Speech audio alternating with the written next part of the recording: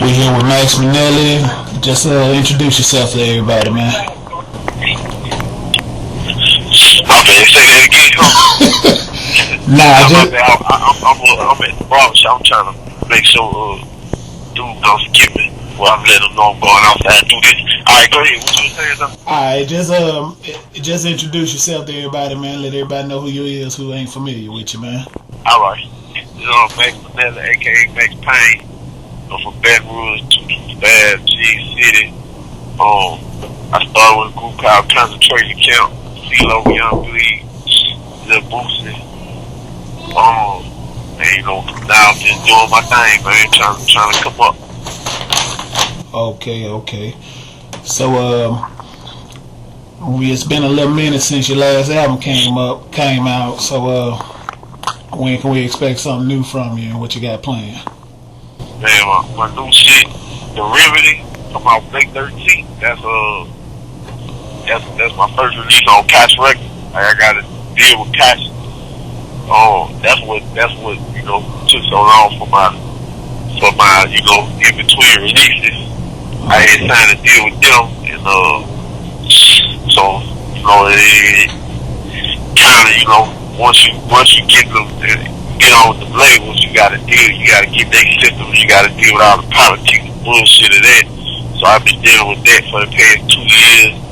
And, I dropped a couple of mixtapes and a couple of underground albums, since then. But The Remedy, May 13th, that's the first thing they putting out for me. So we'll see how they do. I think it's my best shit that I've done to date. You know what I'm saying? Okay.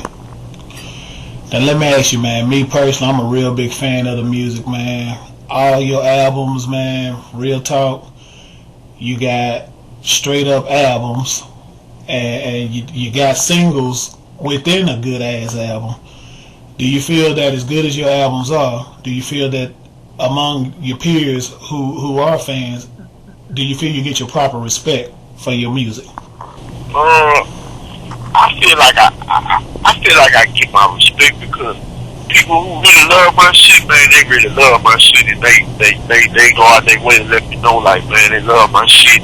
Even a few rappers that hit me up, like, man, they feel my shit. The only thing I feel like is just, I just don't have that hype. Like, a lot of niggas is, I feel like my music is that shit that, how it be that shit when you go about something, you feel like it's big, and you just want to come to niggas like, shit, nigga, you don't know about this shit right here, you know what I'm saying? Right. Like, that's how I feel like my music is to the people who fuck with it. It's gonna be that shit that whenever the rest of the world catch up to it, people who been on gonna be like, man, I've been on that shit, man, you late, you know what I'm saying? So, but the people who feel my shit though, I feel like, they show me the number of love and respect, and that's the reason why I still do this shit for them, you know what I'm saying? Cause, that's the only thing that keep me motivated, you know what I'm saying? Okay. So let me ask you this: coming up out of Baton Rouge, which is got a nice popping music scene in itself, but outside of maybe Boosie and Webby, it's still kind of regional. Do you think that kind of a hindrance to your career, maybe? When you say regional, you mean like the sound or just how far the went so far? Well, not so much the sound, more so just where you're located. Yeah, nah, definitely, because if I was from Atlanta or what I'm saying, a bigger city, I would have probably been, you know what I'm saying? But like man, trust me, I've been in every label in New York, and it's like they don't respect smaller markets. You know what I'm saying? Which I don't know why, because I feel like people are people. You know what I'm saying? Like, we'll make the motherfuckers, in a bigger city, it's different than the people from down here. Like, man, if I can get these people down with my movement, I mean, what's the difference? You know what I'm saying? Mm-hmm. So, I think it has to a certain extent. And then, niggas in big cities, they don't like nothing on you, so it'd be hard for you to go there and break in their city. So, you know, it's just a whole bunch of just different things and different egos and just politics that they got to deal with, you know what I'm saying? Right. Okay. Well, there's something that perplexes me, man. I feel that lyrically, and this just my personal, I shouldn't be too personal as the interviewer, but you definitely in my top 10, and ain't too many underground independents in my top 10. Right. And I mean, that, no problem, man. I really think you that good. But they saying cats from the South ain't lyrical. What you got to say to that statement? Man, me personally, bro, I feel like the best rapper right now is Andre. You know what I'm saying? Like, so if he ain't lyrical, I mean, I feel like he'll flush anything out. You know what I'm saying? I don't do y'all or whatever. Anything, and they can't fuck with him to be personal. You know what I'm saying?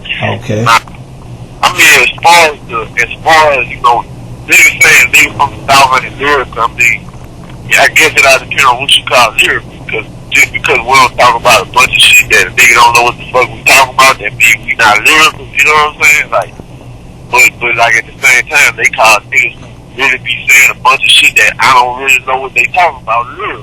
You know what I'm saying? So I'm like, okay, so what you gotta talk about? Splitting neutrons and atoms and shit to be lyrical. I mean, but don't nobody know what the fuck that is. Like, you know what I'm saying? You gotta still relate to people, man, because you know people. I feel like, man, when people listen to your music, bro, they take that 3-4 minutes out of their time, you know what I'm saying, to give you that attention. You know, you owe them, you know, something that they can relate to, or something that they could feel one way or the other. You know what I'm saying? Like, man, I'm talking about fucking nuclear physics on the record. Okay. You wanna hear that shit? You know what I'm saying? Right. But if I talk about it, the pain and the struggle, and you know the shit a nigga go through, the way a nigga feel, you know what I'm saying? That make me less lyrical. Hey, I'm less lyrical, but as long as I touch a nigga hard, that's all that matters to me. You know what I'm saying? Right. So you've been in the game for quite a time, doing it independent, and as you know, the independent game, especially in the South, then really took off. Right. How do you define your success? And well, first of all, do you feel you've been successful, and if so, how do you define that success? Right. That's a good question. I feel like I've been successful because, man, I've been eating off rapping for 10 years. You know what I'm saying? And I'm straight. You know what I'm saying? I ain't got no Bentley or no fucking $1 million mansion, but I got nice shit and my family took care of, and you know what I'm saying? All this to my rapping. So, you know, I feel like I've been successful in that way because, you know, I know it's a bunch of niggas who, especially these days, man, everybody think they're a rapper, you know what I'm saying?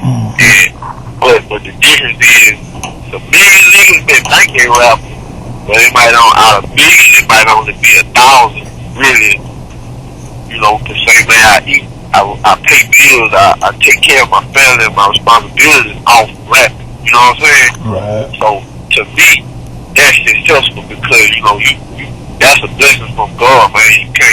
You can't slap God in the face with blessing. You know what I'm saying? Now at the same time, do I want to graduate to the next level of success? Yes, I do. You know what I'm saying? And that's you know that's my goal. You know, that's what I work hard for, to keep on, you know, gradually climbing up the success ladder. But as far as, you know, your question, my level of success, I feel like I have been successful. Like, man, if I don't go another step forward in rapping, you know what I'm saying, I feel like, you know, God bless me, man, and I feel like I touched somebody, you know what I'm saying? Like, a lot of people, you be able to say that I touched them or I helped them in a certain way in their life for a problem they was going through, you know, through a record. To me, that's what it's all about. That's why I feel like God put me here from in the beginning. So that's why I feel like my responsibility is, and if I did that, then I'm successful. You know what I'm saying?